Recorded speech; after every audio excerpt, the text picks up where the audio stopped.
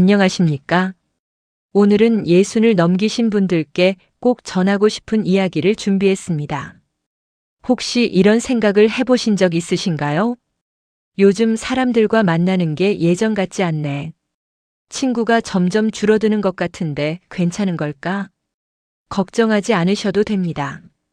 이것은 자연스러운 변화입니다.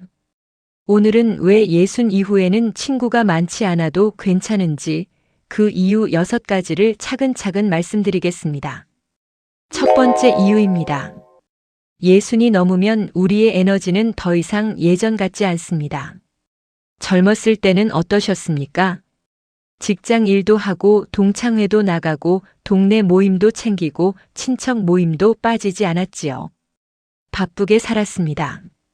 그게 당연했습니다. 하지만 지금은 다릅니다. 어떤 모임에 다녀오면 마음이 편안하지 않습니다. 누군가와 대화를 나누고 나면 오히려 피곤해집니다. 이건 나이가 들어서가 아닙니다. 우리가 달라진 겁니다. 한국에는 이런 말이 있습니다. 나이 들면 몸이 마음을 가르친다. 몸이 피곤하다고 신호를 보내는 건 그 관계가 이제 우리에게 맞지 않는다는 뜻입니다. 예를 들어볼까요? 서울 종로 어느 경로당에 다니시던 김 할머니 이야기입니다. 매일 가셨습니다. 그런데 어느 날부터 가기가 싫어지셨답니다. 가면 이런저런 소문 이야기만 하고 남 흉보는 이야기만 나온다고 하셨습니다. 결국 안 가시기로 하셨습니다. 처음엔 죄책감이 들었답니다. 내가 이기적인 건가? 사람들이 날 어떻게 생각할까? 하지만 경로당을 안 가신 후 오히려 마음이 편해지셨답니다. 아침에 동네 공원을 산책하고 도서관에서 책도 보시고 집에서 손주들 사진도 정리하시고 훨씬 행복해지셨습니다. 이게 바로 에너지를 지키는 겁니다. 자기 존중입니다. 우리는 이제 우리 마음의 평화를 지킬 권리가 있습니다. 두 번째 이유입니다. 나이가 들면 우리가 원하는 것이 달라집니다. 10대, 20대 때는 어땠습니까? 친구들과 재밌게 노는 게 중요했습니다. 30대, 40대, 50대는 또 어땠습니까? 직장 동료들, 자녀 학부모 모임, 동네 반상회. 그런 관계들이 필요했습니다. 하지만 예순이 넘으면 다릅니다. 시끄러운 것보다 조용한 게 좋습니다. 거칠의 대화보다 진심 어린 대화가 좋습니다. 많은 말보다 의미 있는 한마디가 좋습니다. 부산에 사시는 박 할아버지 이야기입니다. 젊었을 때 직장 동료들과 자주 만나셨습니다. 퇴직하고도 한동안 계속 만나셨지요. 그런데 어느 순간부터 대화가 맞지 않으셨답니다. 누가 돈 얼마 벌었다, 자식이 어디 취직했다, 그런 이야기만 나온다고 하셨습니다. 그래서 횟수를 줄이셨습니다. 1년에 한두 번만 보시기로 하셨습니다. 대신 중학교 동창 한 분과 더 자주 만나시기 시작했습니다. 그 친구분은 말이 많지 않으셨습니다. 하지만 박 할아버지 이야기를 잘 들어주셨습니다. 함께 있으면 편안했습니다. 이게 바로 가치관의 변화입니다. 10명의 얕은 친구보다 1명의 깊은 친구가 낫습니다. 나무도 가지치기를 해야 더 튼튼하게 자랍니다. 우리 관계도 마찬가지입니다. 한국 속담에 이런 말이 있습니다. 100명의 아는 사람보다 1명의 아는 사람이 낫다. 바로 이 말입니다. 세 번째 이유입니다.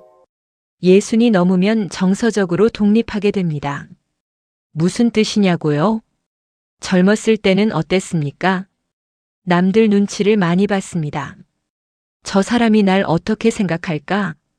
내가 모임에 안 가면 뭐라고 할까? 나만 혼자 있으면 외로운 사람으로 보이지 않을까? 하지만 예순이 넘으면 달라집니다.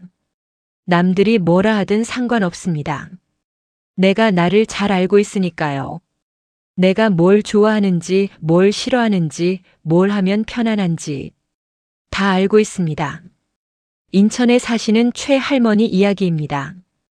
혼자 사십니다. 자녀들은 다 독립했습니다. 처음에는 외로우셨답니다. 그런데 시간이 지나면서 혼자 있는 게 좋아지셨답니다. 아침에 일어나 창문을 여니 햇살이 들어옵니다. 천천히 차 한 잔 끓여 마십니다. 베란다에서 기르는 화초에 물을 줍니다.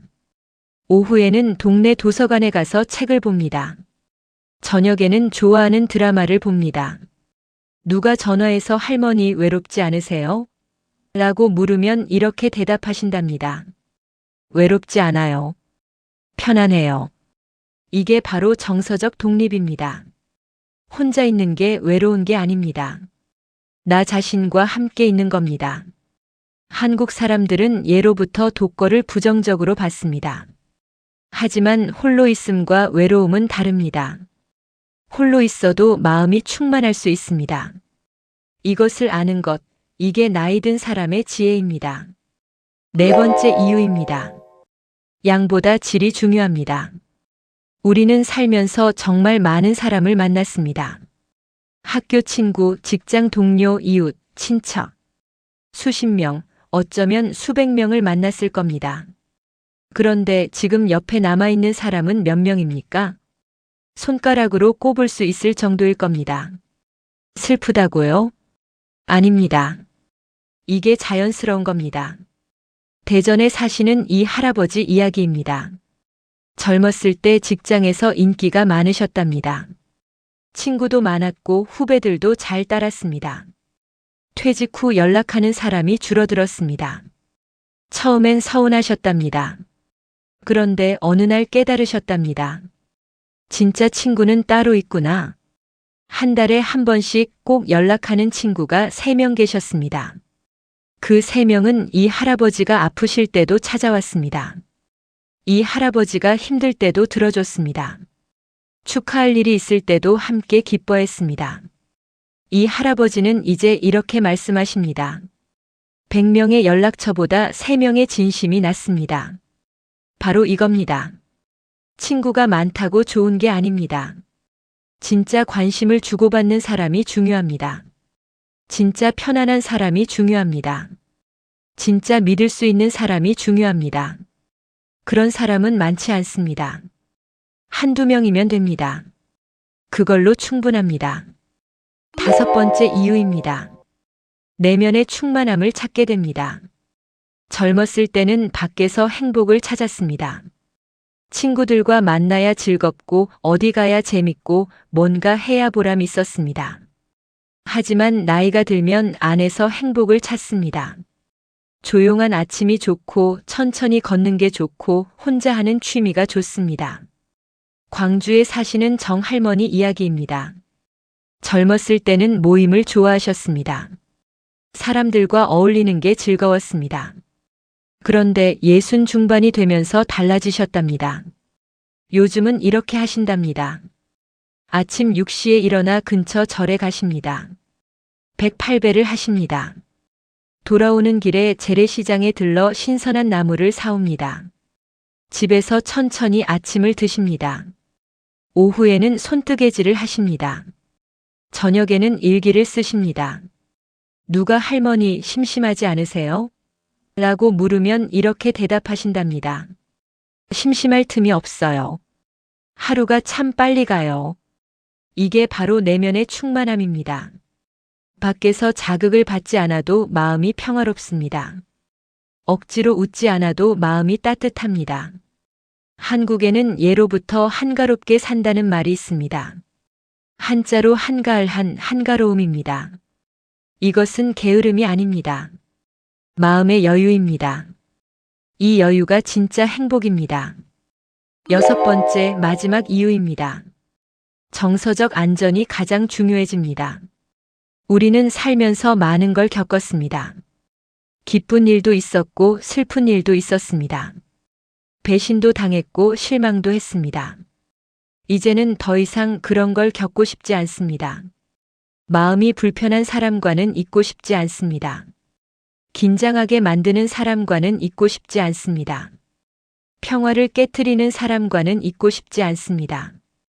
대구에 사시는 강 할아버지 이야기입니다. 예전에는 누구와도 잘 지내셨습니다. 성격이 좋으셔서 싫은 내색을 안 하셨습니다. 그런데 70이 되면서 달라지셨답니다. 어느 친구가 만나자고 하면 이렇게 생각하신답니다. 이 사람 만나면 기분이 어떨까? 만나고 나서 피곤하면 다음부터는 안 만나신답니다. 만나고 나서 편안하면 계속 만나신답니다. 이게 이기적이냐고요? 아닙니다. 이게 자기 보호입니다. 우리는 이제 평온함을 지킬 권리가 있습니다. 친구라는 이름으로 우리 마음을 힘들게 할 권리는 아무에게도 없습니다. 정서적으로 안전한 사람, 그런 사람만 곁에 두면 됩니다. 그런 사람은 많지 않습니다. 하지만 그걸로 충분합니다. 여러분, 여기까지 6가지 이유를 말씀드렸습니다. 첫째, 에너지가 소중해졌습니다. 둘째, 가치관이 달라졌습니다. 셋째, 혼자 있어도 괜찮습니다. 넷째, 양보다 질이 중요합니다. 다섯째, 내면이 충만해졌습니다. 여섯째, 평온함이 최우선입니다. 이 모든 것을 한마디로 정리하면 이렇습니다. 예순 이후의 삶은 친구를 모으는 게 아닙니다. 의미 있는 순간을 모으는 겁니다. 진심을 나누는 겁니다. 자기 자신과 화해하는 겁니다. 친구가 적다고 걱정하지 마십시오. 그것은 결핍이 아닙니다. 그것은 선택입니다. 현명한 선택입니다. 한국 속담에 이런 말이 있습니다. 벗이 적은 게 아니라 진짜 벗을 아는 것이다. 여러분 곁에 한두 명의 진짜 친구가 있다면 감사하십시오. 혼자 있는 시간이 편안하다면 그것도 감사하십시오. 여러분의 고독은 공허함이 아닙니다. 여러분만의 성소입니다. 작은 모임, 조용한 일상, 평화로운 마음. 이것으로 충분합니다. 아니, 이것이야말로 가장 아름다운 삶입니다. 예순 이후 친구는 많지 않아도 괜찮습니다. 필요한 것은 평화로운 마음, 감사하는 마음, 그리고 자기 자신에게 진실한 용기입니다. 여러분 기억하세요. 친구가 적다는 건 외로운 게 아닙니다. 지혜로운 선택입니다. 오늘 이야기가 여러분 마음에 작은 평화를 드렸다면 좋아요로 표현해 주세요.